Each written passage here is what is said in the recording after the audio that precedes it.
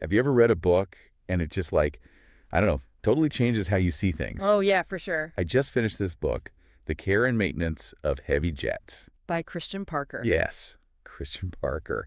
And wow, It's a good one. it's so good. You know Robert Plank? Yeah, yeah. He's the one who recommended him to me, and he was not kidding. Yeah, he's got good taste in books. He was not kidding. This guy Parker is like, he's brilliant. He is. He's a really sharp guy. Not just as a mechanic, but like, I don't know. He sees everything. Systems, history, people, like he gets it. Yeah, that's what I really enjoyed about the book was that it wasn't just like, war stories from the hangar. I mean, there are some good ones in there, but he really steps back and looks at like the bigger picture of like how all these things connect. It's like he's got this like X-ray vision for organizations. Totally. And I was especially fascinated by like the stuff he talks about with Boeing, like especially the 787 program. Oh yeah, the Dreamliner. Yeah, the Dreamliner. It's like, Yeah. here's this revolutionary plane, cutting edge tech, the future of aviation, but behind the scenes. Yeah, not so dreamy. Not so dreamy. I mean, it's a classic case, right? You've got this amazing engineering, but then you've got the human element, the systems. And that's where things get messy. Right, exactly. And Parker really gets into that. Like the clash between like the really skilled mechanics they brought in, the flight line guys, versus the more established, the legacy Boeing workers. Yeah, a real culture clash. And it wasn't just like personality stuff, Yeah, you know. right. He talks about how Boeing's processes, their whole way of doing things, kind of created this environment where like inefficiency and frustration were just built in. Yeah. It was almost like they were, I don't know, working against themselves in a way. Totally. Like they'd come up with this amazing plane, but then their own systems were like holding it back. That's a great way to put it.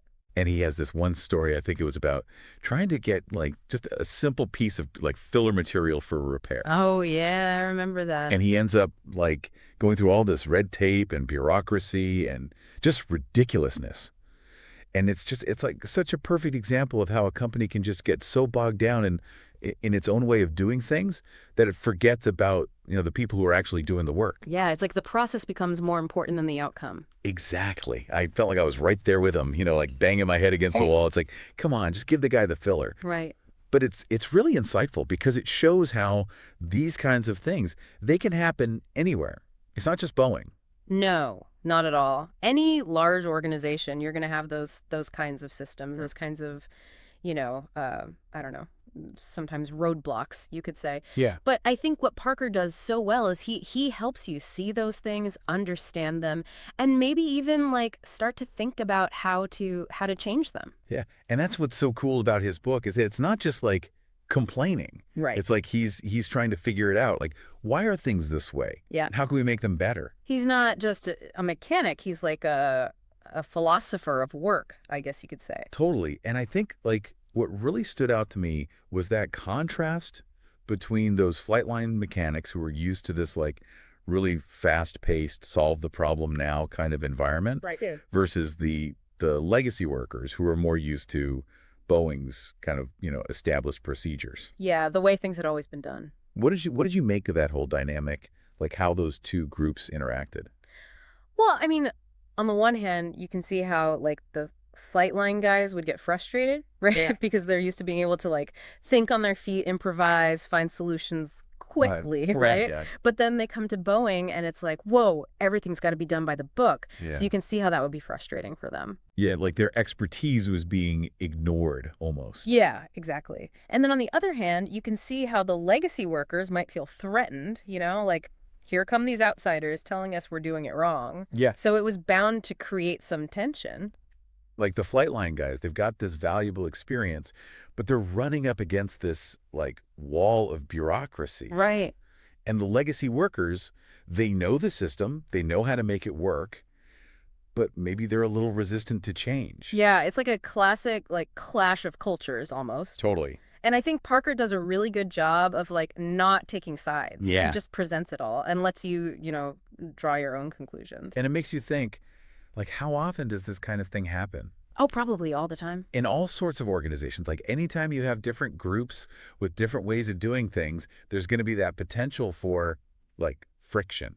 Yeah, absolutely. And the thing is, it's not always a bad thing. I mean, sometimes that friction can lead to, new ideas, new ways of doing things. Yeah, yeah. But it definitely can be challenging to manage. For sure. And I think that's what Parker is trying to get at. Like, how do we recognize these dynamics, and how do we deal with them in a way that's, productive? Right. It's about finding that balance between like respecting the established ways of doing things, but also being open to new ideas, new perspectives. Yeah, exactly. And I think that's a challenge for any organization. Like, how do you stay innovative? How do you stay ahead of the curve without, throwing out everything that's worked in the past? Yeah, it's a tough one, but I think it's a question worth asking. For sure. And I think Parker's book gives us a lot to think about in that regard. Yeah, I agree.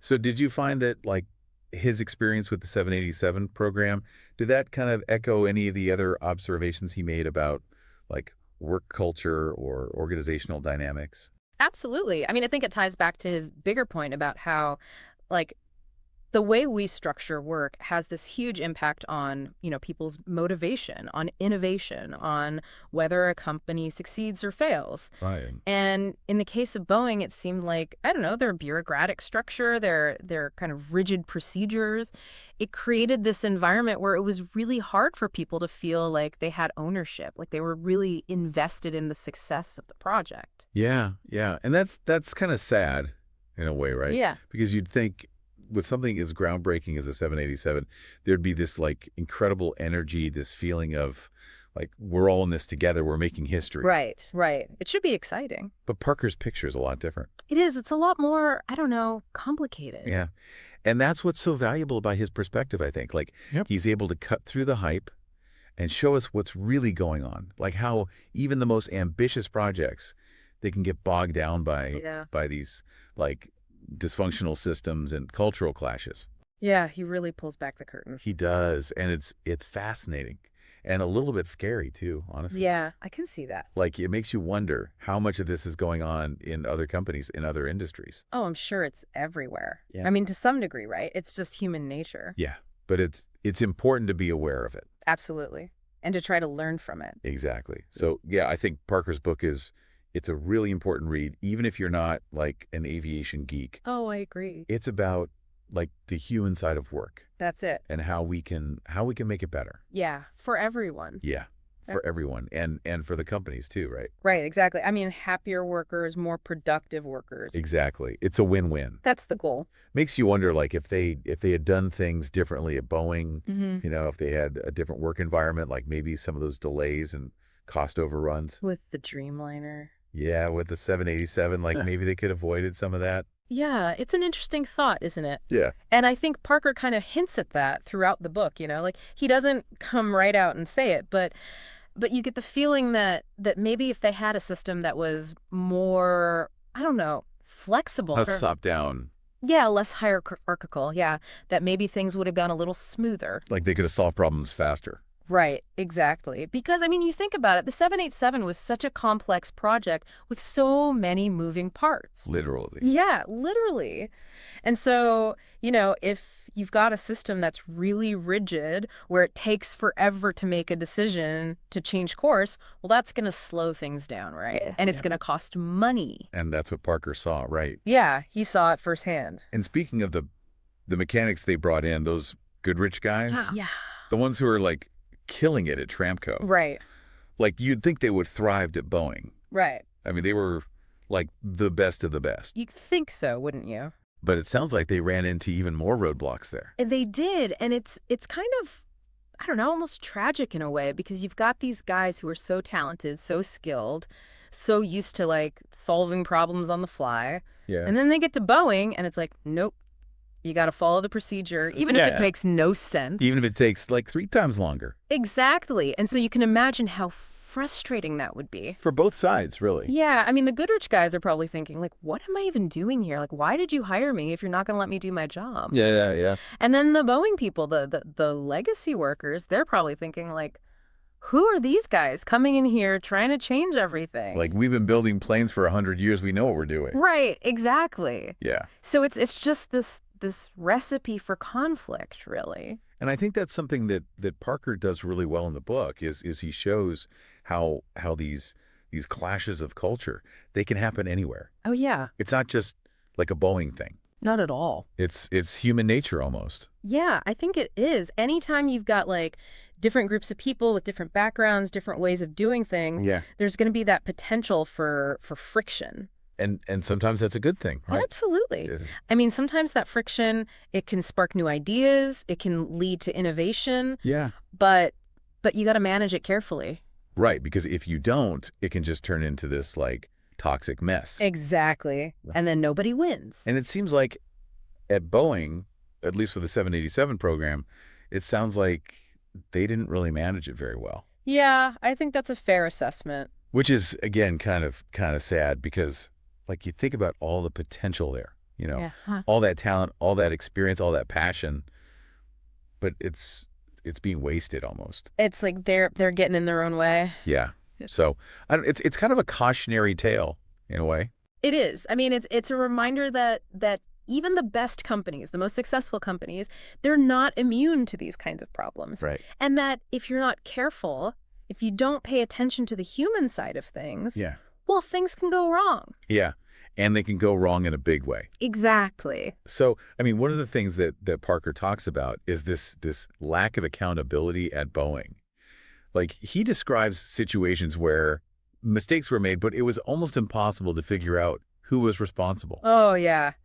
Too many layers of management, I think he said. Yeah, too many layers, too much bureaucracy, just like this whole system where it's nobody's fault because it's everybody's fault. Yeah, it's like that old saying, too many cooks spoil the broth. Right. And I think he even uses that analogy of the Queen Mary, remember? Oh, yeah. The United is like the Queen Mary. It takes 5 miles to turn around. It's the one.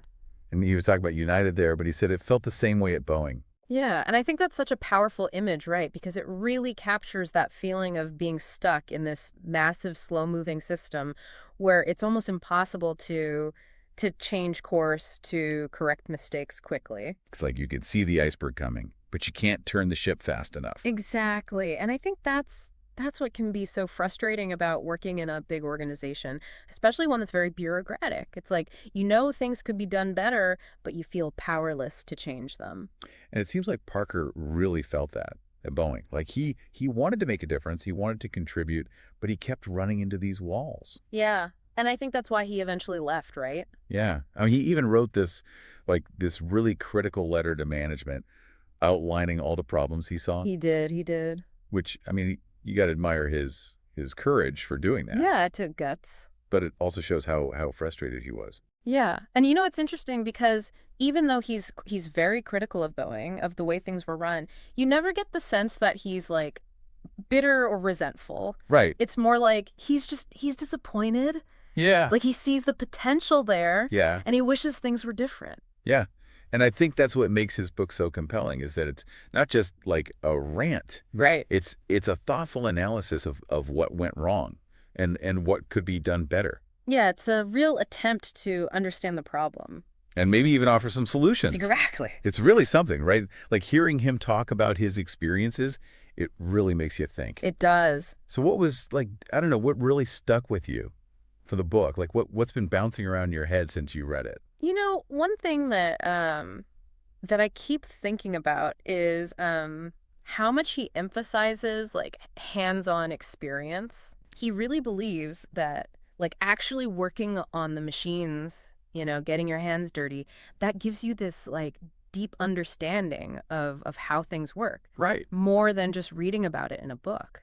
And I think that applies to more than just mechanics, It's relevant to anyone who works in a field where like the practical application of knowledge is really important. It's like, yeah, you can read all the books you want, but until you actually like do the thing, right, you don't really get it. You don't really know. Yeah. And I think we kind of lose sight of that sometimes, Yeah, for sure. Like we put so much emphasis on like abstract knowledge and credentials. Degrees. Yeah, degrees. Yeah. But we don't always value practical skills as much. Yeah, the trades. The trades, exactly. And Tucker, he's like a a champion for the trades. He is, yeah. And it's really refreshing to hear, you know. Yeah, it's like he's reminding us that these jobs, they're important, they're valuable. Yeah. And the people who do them, they deserve respect. Totally. And he's not afraid to like criticize the education system for, kind of pushing everyone towards college. Right. He's like, not everyone needs to go to college. Some Yeah. people they learn best by doing. Yeah, yeah. By working with their hands. Exactly. And it makes you wonder, like, how many potential, like, Christian Parkers are out there? Right. You know, people who have this, like, amazing talent for building things, fixing things. Yeah. But they never get the chance to develop it. Because they're told they have to go to college. Yeah. Or they're just not exposed to it, They never get the opportunity to see what they're really good at. Yeah. And that's kind of sad, Yeah, it is. It's a real loss, I think.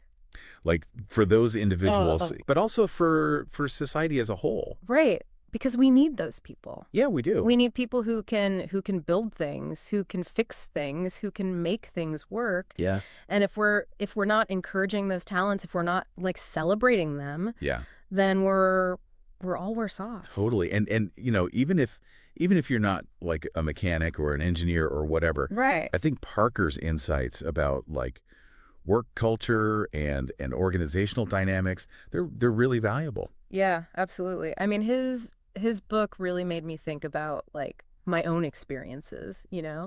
like the environments where I've thrived, Yeah. and the ones where I felt kind of like stifled. Right. Like where you're not able to be your best self. Exactly. And Yeah. I think that's something that everyone should think about, Yeah. Like what kind of work environment brings out the best in me? What kind of culture fosters collaboration and innovation and a sense of like shared purpose? Yeah. And I think those are questions that we should all be asking ourselves. Yeah. Regardless of what we do for a living. Totally. I mean, we spend so much of our lives at work, Right. that it should be something that we enjoy, Yeah. that we find fulfilling. That we find meaning in. Exactly. And Parker's book, I think it gives us a framework for thinking about those things. Yeah. It challenges us to look beyond like the superficial aspects of a job. Yes. The salary, the title, the perks, Yeah. and to really think about like what makes us happy, what Yeah. makes us feel like we're making a difference. Yeah. It's like he's saying, don't just settle for a job. Right. Like find a place where you can really thrive. Where you can be yourself. Yeah. Where you can use your talents, your skills Yeah. to make a real impact. And that's a powerful message, I think. Yeah. For anyone. For anyone. Yeah. At any stage in their career. So for listeners out there, like what's one question they should be asking themselves after this deep dive into Christian Parker's world? I think the most important question is what kind of work environment allows me to be my best self? Like if you're feeling stifled or unfulfilled in your current role, maybe it's time to step back and ask yourself, like, what's missing? Yeah. Is it autonomy? Is it a sense of purpose? Is it the opportunity to collaborate with others and make a real difference? Yeah. And once you identify what you need to thrive, then you can start looking for opportunities that align with those values. That's such a great point. Yeah. And I think it really captures the spirit of Parker's book. Yeah. Like it's about empowering individuals to find work that's not only challenging, Right. but also like deeply rewarding. And who knows, maybe by asking those tough questions and advocating for positive change, Yeah. we can all contribute to creating a world where work is less about like punching a clock, Yeah. and more about pursuing our passions and making a meaningful contribution to society. That's a fantastic way to wrap up this deep dive. Yeah. So if you haven't already, I highly recommend checking out Christian Parker's The Care and Maintenance of Heavy Jets. Yeah, it's a great book. It's a really thought-provoking read. It is.